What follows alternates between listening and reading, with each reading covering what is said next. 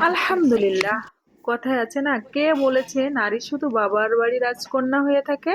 সঠিক পুরুষ জীবনে এলে নারী তার স্বামীর রাজরানী হয়েও থাকতে পারে।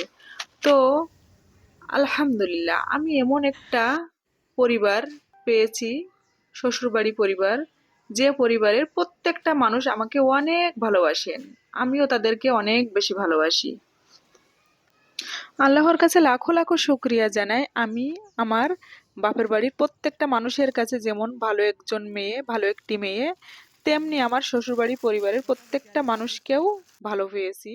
আর এই যে আমার বড় আপা, তার ছেলের জন্য চিটাগাং ডাউলের বড়াগুলো পৌঁছে দিবে, সেজন্য রোদে শুকিয়ে নিচ্ছে। তো মা হলে কিন্তু অনুভূতিটা এমনই থাকে যে সন্তানের জন্য কিছু একটা পৌঁছে দিবে, সেটা গুছিয়ে রাখে।